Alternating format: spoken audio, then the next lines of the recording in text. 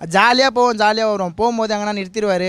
வாடா ட்ரெஸ் எடுத்துக்கலாம், மாமாக்கான் ட்ரெஸ் எடுக்கலாம், உனக்கான் ட்ரெஸ் எடுக்கலாம், வா ட்ரெஸ் எடுத்துகிட்டு ஒரு 5000 10,000 நாங்கள் ட்ரெஸ்ஸு பர்ச்சேஸ் பண்ணுவோம். ஒரு மினி ஸ்டோர் ரூம்லேயே 5000 10,000 பர்ச்சேஸ் பண்ணிட்டு ஒரு ஹோட்டலில் நிற்பார். அப்போ கூட சாப்பாடு போடுவார். எங்கள் கூட எனக்கு 22 வயசு ஆகுது. எங்கள் கூட ஒரு ஜாலியாக ரவுடினே ஒரு காட்டிக்க மாட்டோம் நாங்கள். அவரும் காட்டிக்க மாட்டார்.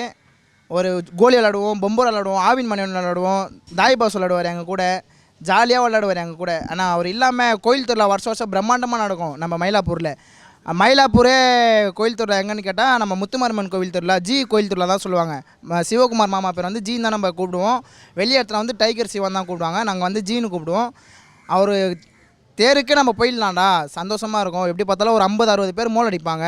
தேரே பிரம்மாண்டமாக வரும். டிஜே எல்லாமே போட்டு பிரம்மாண்டம் நடக்கும். இப்போ அவர் இறந்ததுலேருந்து திருவிழாவும் முக்கிய ஆகிடுச்சு. எங்கள் ஏரியா பசங்களும் ஒரு மாதிரியாக ஃபீல் பண்ணுறாங்க. அவர் இல்லாமல் தீபாவளி வருஷம் எனக்குலாம் 4 டிஷர்ட்டு, 4 பனியனு, 4 ட்ராக்கு எல்லாமே தருவார். எக்கச்சக்கமாக தருவார் அவர்.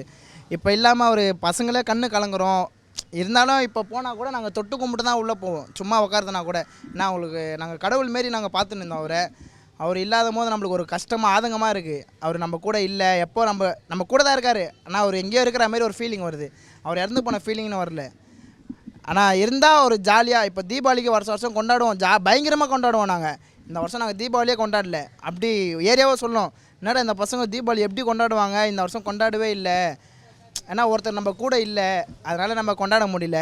அதனால தான் நான் ஒரு விசுவாசமாக மாமா பேர் பச்சை குத்தின்னு, ஆனால் பெருமைக்குன்னு சொல்ல நான் அவர் கூட இருந்து சாப்பிட்டேன். 3 நாள் சாப்பாடு எல்லாமே A to Z. என் வீட்டுக்கும் பார்ப்பார், என்னையும் பார்ப்பார். அக்காவுக்கும் ஃபீஸ் கட்டியிருக்காரு. அப்பா ஹாஸ்பிட்டலில் இருக்கும் போதும் பார்த்துருக்காரு. எனக்கு ஆக்சிடெண்ட் ஆகிடுச்சு, அதுக்கும் பார்த்துருக்காரு. எல்லாமே பார்த்துருக்காரு. அவருக்கு பற்றி நான் பெருமைக்குன்னு நான் உங்ககிட்ட நான் சொல்லிக்கல. எனக்கு ஹெல்ப் பண்ணியிருக்காரு, அதுக்கு நான் சொல்லிடுறேன்.